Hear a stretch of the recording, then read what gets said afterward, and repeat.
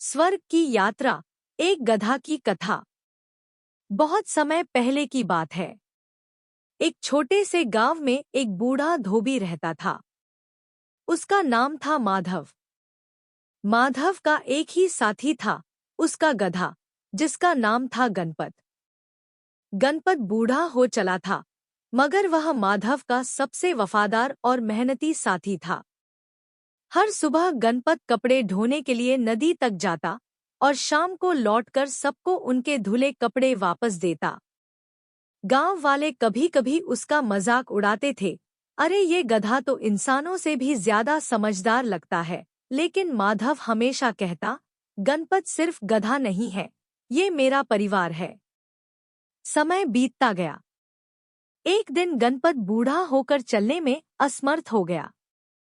माधव ने रोते हुए उसे अपने आंगन में आराम करने के लिए छोड़ दिया। कुछ ही हफ्तों बाद गणपत ने शांति से अपनी अंतिम सांस ली। माधव बहुत दुखी हुआ। उसने गणपत को पूरे सम्मान के साथ दफनाया और भगवान से प्रार्थना की, हे प्रभु, अगर इस गधे का कोई पुण्य है तो उसे स्वर्ग में स्थान मिले। उधर गणपत की आत्मा एक अनोखी यात्रा पर निकल चुकी थी। उसे स्वर्ग और नरक के द्वार पर ले जाया गया, जहां चित्रगुप्त उसका हिसाब किताब देख रहे थे। चित्रगुप्त ने अचंभे से पूछा, एक गधा स्वर्ग के द्वार पर? यमराज बोले, यह कोई साधारण गधा नहीं है। इसने अपने जीवन में बिना किसी स्वार्थ के सेवा की है।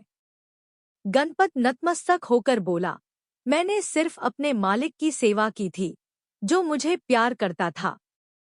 मैंने कभी किसी से बुराई नहीं की, ना ही कभी आराम मांगा। स्वर्ग के देवताओं में हलचल मच गई। पहली बार एक गधे की आत्मा स्वर्ग के द्वार पर न्याय की उम्मीद में खड़ी थी।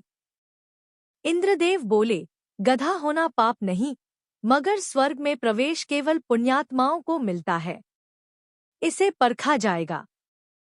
गणपत को 3 परीक्षाओं से गुजरने को कहा गया। स्वर्ग के द्वार खुल गए। इंद्रदेव मुस्कुराए और बोले, तुम्हारे भीतर जो आत्मा है वह किसी भी इंसान से महान है। तुमने दिखाया कि सेवा, विनम्रता और त्याग ही सच्चा धर्म है। तुम्हें स्वर्ग में स्थान दिया जाता है। गणपत को आकाश में एक विशेष तारा दे दिया गया, जो रात में चमकता और धरती के सभी मेहनती जीवों को आशीर्वाद देता। कहानी की सीख, कभी भी किसी को उसके रूप, जाति या काम से मत आंकिए।